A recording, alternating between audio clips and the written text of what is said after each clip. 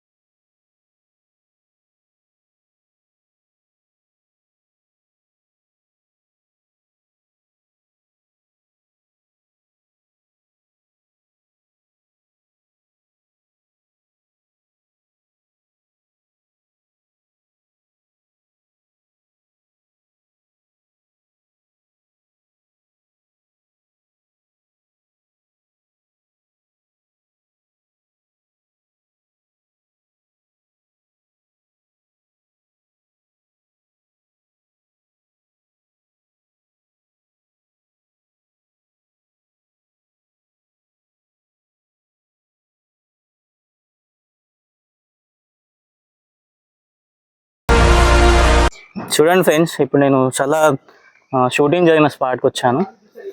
ఇదంతా workshop. Vehicles అన్నీ ఇవే. ఈ టైర్ చూడండి ఎంత పెద్దగా.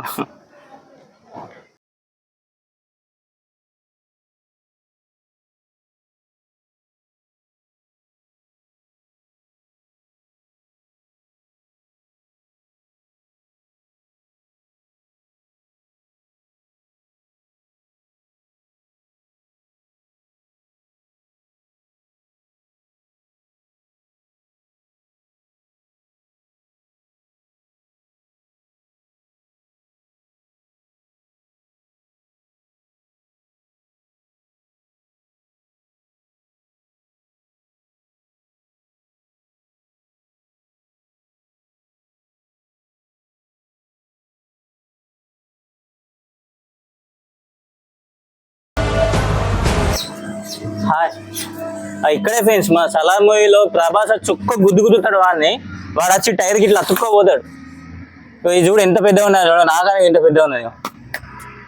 ఇక్కడ తగిలి టైర్కి ఇట్లా అతుక్కొని ఇట్లా పడిపోతాడు వాడు. ఇదే వెహికల్. అది టైర్ చూడండి ఎంత పెద్దగా ఉంది.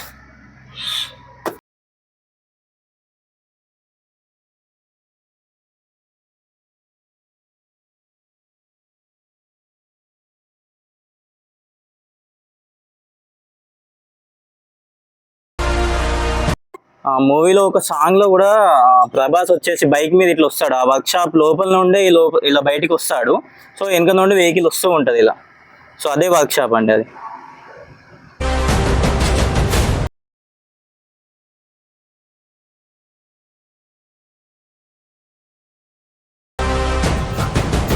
ఇది ఎంత ఉంటుందా వెయిట్? ఇది మొత్తం ఇది 100 టన్స్.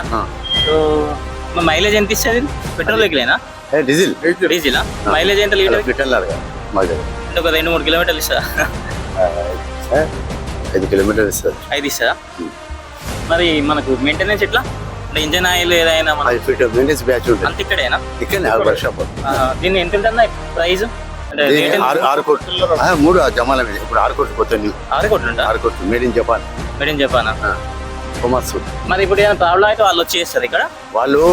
వాళ్ళది ఒక 5 సంవత్సరాల వారంటీ ఉంటుంది బండి తీసుకున్నాక. ఓకే. 5 సంవత్సరాలు ఉంటుంది. 5 సంవత్సరాల తర్వాత వారంటీలో వాళ్ళు ఏ సామాన్లు మెటీరియల్ ఖరాబ్ అయినా ఏదైనా చేస్తారు. ఇంజన్ అయినా, ఇంజన్ సీజ్ అయినా, ట్రాన్స్మిషన్ సీజ్ అయినా, టైర్లు ఏదైనా. టైర్లు కాదు, ఓన్లీ ఇంజన్ మీద 5 సంవత్సరాల తర్వాత వారంటీ అయిన తర్వాత ఇక మన కంపెనీకి అయిన తర్వాత మనం ఏ సామాన్లు పేరు అయితే అవి తీసుకొచ్చుకోవాలి. వాళ్ళ దగ్గర నుంచి మళ్ళీ బెంగళూరు నుంచి వస్తాయి కాంచీపురం.